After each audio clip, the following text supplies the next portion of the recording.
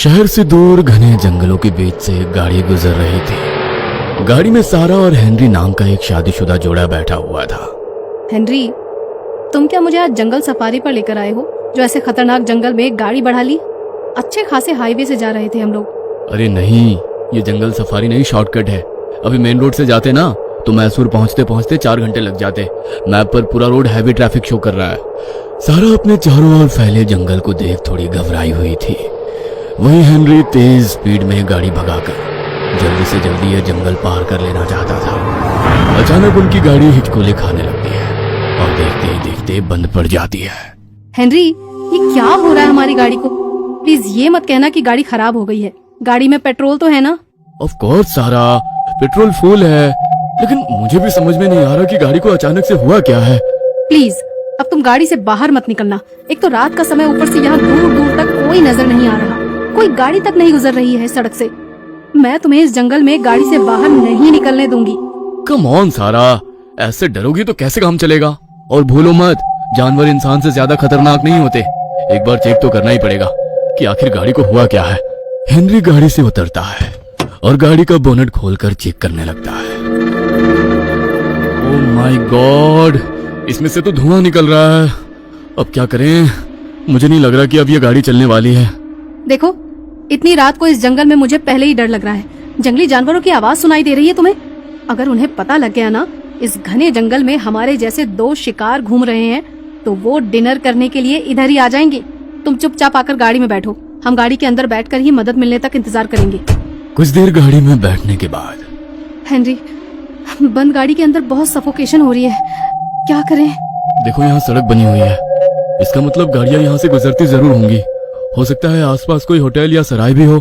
चलो एक बार हिम्मत करके रात बिताने के लिए कोई मदद मांगते हैं। यहाँ गाड़ी में बैठना सेफ नहीं है। घबराते हुए सारा और हेनरी जंगल में थोड़ा आगे बढ़ने लगते हैं। वो देखो, उधर से लाइट दिखाई दे रही है। जरूर वहाँ कोई कॉटेज होगा। चलो, उधर हमें हेल्प जरूर मिलेगी। रोशनी की डायरेक्शन में आगे बढ़ते हुए सारा और हेनरी एक पुरानी सी हवेली के सामने पहुंच जाते हैं। हेनरी, इतने घने जंगल के बीच में ये हवेली किसकी होगी? कौन रहता होगा यहाँ? अरे यार, किसी की तो होगी ही ना। होगा कोई जिसे शहर से दूर शांति में रहना पसंद हो। तुम छोड़ो ना ये सब। हेनरी उस बड़ी सी हवेली का दरवाजा खटखटाता है। कुछ ही पलों में वो पुराना और जंग लगा दरवाजा तेज आवाज के साथ खुलता है और अपने सामने उन्हें हाथ में छड़ी पकड़े हुए एक बूढ़ी औरत नजर आती है। बूढ़ी महिला काफी उम्र दराज नजर आ रही थी। उसका चेहरा सफेद और झुर्रीदार नजर आ रहा था। सारा और हेनरी को देखकर वो बूढ़ी महिला मुस्कुराने लगती है। आओ आओ बच्चों, स्वागत है तुम्हारा। साधारण से सुनाई देने वाले ये शब्द उस बुढ़िया के मुंह से सुनकर ना जाने क्यों सारा को कुछ अजीब सा महसूस हुआ। अब हम लोग यही जंगल वाली सड़क से गुजर रहे थे, अचानक हमारी मुझे पता है तुम्हारी गाड़ी खराब हो गई है। तुम्हें रात बिताने के लिए जगह चाहिए, इसीलिए मेरे बंगले में चले आए, यही ना? अरे भाई, ऐसे आंखें फाड़कर हैरानी से क्या देख रहे हो? अब इस सुनसान जंगल में पिकनिक मनाने तो कोई आता नहीं। गाड़ी ही खराब हुई होगी, इसीलिए आए होंगे। चलो अब ज्यादा सोचो मत, आओ मेरे साथ। बूढ़ी उन्हें लेकर बड़े से बंगले के गलियारे से गुजरने लगती है। हेनरी, तुम्हें ये सब कुछ अजीब नहीं लग रहा? इस सुनसान जंगल में अचानक से हमें ये बंगला मिल गया और फिर इन्होंने हमें बिना कुछ भी पूछे अपने घर में रुकने की परमिशन भी दे दी। सारा, तुम क्यों सब कुछ कॉम्प्लिकेटेड करने पर तुली हुई हो? अरे आज रात की बात है, माना कि ये थोड़ी अजीब है, लेकिन अब घने जंगल के बीच में 5 स्टार होटल की फैसिलिटी तो नहीं मिलेगी ना। इस बंगले में रहेंगे तो कम से कम जंगली जानवरों का खतरा तो नहीं रहेगा। अब आपका बंगला तो बहुत बड़ा है और बहुत पुराना भी नजर आता है। इतने बड़े बंगले में आप अकेली रहती हैं? आपकी फैमिली में और कौन कौन है? अकेली? अकेली नहीं हूँ मैं। थोड़ी देर में पता चल जाएगा तुम्हें कि यहाँ और कौन कौन रहता है। इतनी भी क्या जल्दी है? आप हमें हमारा रूम दिखा दीजिए प्लीज। काफी रात हो गई है और सुबह हमें जल्दी ही निकलना होगा। हाँ हाँ, क्यों नहीं। ये लो, यही है तुम्हारा कमरा। कमरे में पहुंचकर सारा और हेनरी की थोड़ी सांस में सांस आ गई थी। जल्दी से सो जाते हैं, सुबह जल्दी उठकर यहाँ से बाहर निकलते हैं। मुझे ये जगह कुछ ठीक नहीं लग रही। ये बुढ़ी कुछ ज्यादा ही मिस्टीरियस नहीं लगी तुम्हें? बात कम करती है और डराती ज्यादा है। अरे छोड़ो ना उनको, तुम चेक करो तुम्हारे मोबाइल में नेटवर्क आया क्या? पता नहीं ऐसा क्या है यहाँ कि मोबाइल में नेटवर्क ही नहीं है। पता नहीं क्या हो रहा है हमारे साथ। हेनरी और सारा अपने कमरे में लेट जाते हैं। कुछ ही देर में वे लोग गहरी नींद में पहुंच गए थे। पता नहीं ये रात कौन सा पहर था। सारा गहरी नींद में थी। नींद में ही उसने महसूस किया कि जैसे उसे 3 लोगों ने घेर रखा है और वे कुछ अजीबोगरीब से मंत्र पढ़कर उसके ऊपर कुछ झलक रहे हैं। सारा घबरा कर उठ बैठती है तो खुद को एक अनजान से कमरे में पाती है। हेनरी, कहाँ हो तुम? ये तो वो कमरा नहीं है जहाँ हम सोए थे। ये मैं कहाँ आ गई हेनरी? प्लीज हेनरी, जल्दी आओ, मुझे बहुत अजीब सी फीलिंग्स आ रही है। हेनरी! सारा कमरे में दौड़ते हुए बाहर निकलने के लिए दरवाजा ढूंढ रही थी। सारा जिस कमरे में फंसी हुई थी वहां दीवार में हर तरफ दरवाजे ही दरवाजे लगे थे, लेकिन जैसे ही वो उन दरवाजों को खोलती सामने एक दीवार दिखाई देती। किसी दरवाजे से निकलकर वो वापस पहले वाले दरवाजे के सामने आ जाती। जैसे उस कमरे में बाहर निकलने का कोई रास्ता ही नहीं। मानो कमरा नहीं, एक भूल भुलैया था वो। सारा एक दरवाजे से निकलती, इधर उधर दौड़ती और फिर वापस उसी जगह पहुंच जाती। सारा का डर से हाल बेहाल हो रहा था। अचानक ही उसे कमरे से किसी के रोने की आवाज सुनाई देने लगती है। कौन है वहाँ? मैं पूछती हूँ, कौन है? कौन रो रहा है यहाँ पर? सामने आओ। सारा को इतना कहते हैं रोने की आवाज और तेज हो जाती है। कौन हो तुम? मुझे दिखाई क्यों नहीं देती? कुछ तो है यहाँ। मैंने कहा था हेनरी से मुझे ये घर कुछ ठीक नहीं लग रहा, लेकिन हेनरी ने मेरी बात नहीं मानी। पता नहीं वो किस हाल में होगा। हेनरी, तुम कहाँ हो हेनरी? सारा कमरे से बाहर निकलने का रास्ता ढूंढ रही थी, तभी उसे दीवार पर एक आकृति दिखाई देती है। सारा उसे छू कर देखती है तो वो उसे कुछ अजीब सा लगता है। सारा उस आकृति को घुमा कर देखती है। अचानक ही कमरे के फर्श से नीचे बेसमेंट में जाने का रास्ता बन जाता है। सारा घबराते हुए उस बेसमेंट में पहुंच जाती है, लेकिन बेसमेंट में पहुंचने पर उसकी सांस थम जाती है। ये बेसमेंट बड़ा ही डरावना नजर आता था। उसमें जगह जगह भयानक गुड़ियां लटकी हुई थी।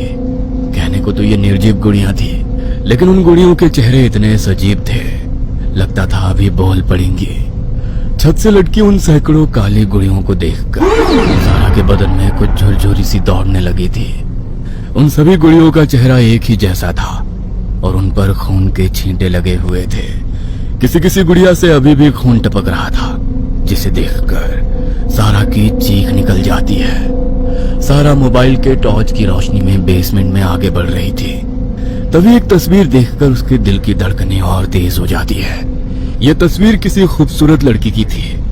उस तस्वीर पर नीचे सुंदर लिखावट में एक नाम लिखा था, मारिया। वह पेंटिंग देखकर सारा की आंखें हैरत से खुली रह गई थी, क्योंकि बेसमेंट में जितनी भी डॉल लटकी हुई थी उन सभी के चेहरे हूबहू मारिया जैसे ही थे। सारा के रोंगटे खड़े करने के लिए इतना ही काफी था। अचानक मारिया की तस्वीर में उसे कुछ अजीब महसूस होता है, जैसे मारिया अचानक उसे घूरने लगी हो। सारा उस तस्वीर को देखकर उसके करीब जाती है और तस्वीर को छू कर देखती है। अचानक मारिया की तस्वीर में उसकी आंखों से खून रिसने लगता है, जिसे देखकर सारा चीख कर वहां से भागने लगती है। सारा का पैर किसी भारी चीज से टकराता है और वो जमीन पर गिर पड़ती है। तभी उसके ठीक सामने लटकी हुई डॉल अपनी आंखें खोल लेती है और एक डरावनी मुस्कान लिए उसकी ओर देखने लगती है। जरूर वो बुढ़िया कोई काला जादू जानती है। उसने ही मुझे यहाँ पर कैद कर लिया है। मैं हार मानने वालों में से नहीं हूँ। अपने हेनरी को लेकर मैं यहाँ से बाहर निकल जाऊंगी। हेनरी ठीक कहता है, इंसान जानवर से ज्यादा खतरनाक होता है। मैं अब यहाँ नहीं रुकूंगी। सारा बेसमेंट में इधर उधर दौड़ते हुए ऊपर जाने के लिए सीढ़ियां ढूंढ रही थी कि तभी उसे छड़ी टिकाने की खटखट आवाज सुनाई देने लगती है। ओह शिट, लगता है वो बुढ़िया आ रही है। मुझे छिप जाना चाहिए। पता नहीं मुझसे क्या चाहती है वो। कुछ ही देर में बूढ़ी औरत अपने झुके शरीर और छड़ी को जमीन में टिकाती बेसमेंट में पहुंच गई थी। बूढ़ी बेसमेंट में अपनी छड़ी टिकाती घूम रही थी, लेकिन सारा को नहीं ढूंढ पा रही थी, क्योंकि सारा ने खुद को एक अंधेरे कमरे में बंद कर लिया था। छिपने का कोई फायदा नहीं है सारा। इस घर से कोई बाहर नहीं जा सकता। देखो, मेरी फैमिली तुम्हारा वेट कर रही है। उनको वेट कराना अच्छी बात नहीं है। उन्हें गुस्सा आ गया तो तुम्हारे लिए तकलीफ हो जाएगी। आओ, तुम तो मिलना चाहती थी ना सबसे। देखो, यहाँ मेरे पति हैं, मेरी बेटी मारिया है और मेरी पोती। देखो ना कितनी प्यारी है वो। तुम मिलना नहीं चाहोगी उनसे? अच्छा ठीक है, मत मिलो, लेकिन हेनरी से तो मिलना है ना तुम्हें। क्या किया इन्होंने मेरे हेनरी के साथ? ये मैं कहाँ फंस गई हूँ? ओह गॉड, हेल्प मी प्लीज। अच्छा, तो हाइड एंड सीक खेलना चाहती हो मेरे साथ? मारिया को भी बहुत पसंद है ये गेम, बस उसे गुस्सा थोड़ा ज्यादा आता है। हाइड एंड सीक में वो जिसे पकड़ लेती है उसको तड़पा तड़पा कर मारती है। ठीक है, हम सब मिलकर ढूंढते हैं तुम्हें। जो तुम्हें ढूंढेगा उसको ही तुम्हारा शिकार करने का मौका मिलेगा। वो डॉल देखी ना तुमने? वो सब कभी इस हवेली में गेस्ट बनकर आए थे। मैंने समझाया भी था कि यहाँ से वापस जाना संभव नहीं, लेकिन उन्हें भी तुम्हारी तरह हाइड एंड सीक खेलने का शौक था। मारे गए सबके सब। सारा को उस अंधेरे कमरे से बूढ़ी की सभी बातें साफ साफ सुनाई दे रही थी। तभी उसे अपने पीछे किसी के होने का एहसास होता है। सारा पीछे मुड़कर देखती है, लेकिन वहां कोई नहीं था। अगले ही पल सारा को कमरे में एक काला साया नजर आता है, जिसकी सफेद आंखें उस अंधेरे कमरे में चमकती हुई इतनी डरावनी लग रही थी कि किसी का भी खून जमा दे। सारा अपने दोनों हाथों को अपने मुंह पर रखकर किसी तरह अपनी चीख को मुंह में ही दबा लेती है और घबराते हुए उस कमरे से निकलकर दौड़ते हुए एक दूसरे कमरे में पहुंचती है, जहां उसे कई सारे सड़े गले शव दिखाई देते हैं। उस कमरे से भयंकर दुर्गंध आ रही थी और अधगले शवों को कीड़े खा रहे थे। सभी शवों के आंखें और मुंह खुले हुए थे और सैकड़ों कीड़े उनके मुंह से कतार बनाकर बाहर की ओर आ रहे थे। यह नजारा देख सारा खुद पर काबू नहीं कर पाती है और उसे उल्टी हो जाती है। इतने सारे लोगों को मार चुकी है ये पागल बुढ़िया। पुलिस इसे पकड़ती क्यों नहीं? आखिर इसे चाहिए क्या? क्यों मार रही है मासूम लोगों को? अब समझ में आ रहा है कि इसने एक घने जंगल में अपना ये कॉटेज क्यों बनाया है, क्योंकि घने जंगलों के बीचों बीच कोई जान ही नहीं पाता होगा कि गायब हुए लोग आखिर गए तो गए कहाँ। यस, मैं पुलिस को कॉल करती हूँ, छोड़ूंगी नहीं इनको। सारा अपने फोन से पुलिस का नंबर मिलाती है, लेकिन उसका फोन डेड पड़ा हुआ था।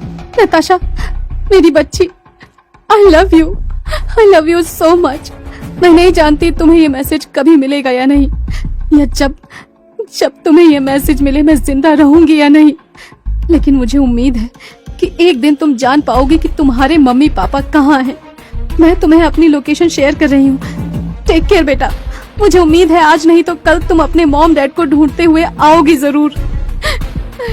अपनी बेटी के लिए मैसेज रिकॉर्ड करके सारा सेंड बटन दबा देती है, लेकिन अभी भी मैसेज सेंड नहीं होता, जिसे देखकर सारा फिर से फूट फूट कर रोने लगती है। क्या सारा इस हाउस से निकल पाएगी? क्या नताशा को कभी पता चलेगा उसके माता पिता कहाँ हैं? क्या है इस घर की स्टोरी? जानने के लिए अगला भाग देखना ना भूलें।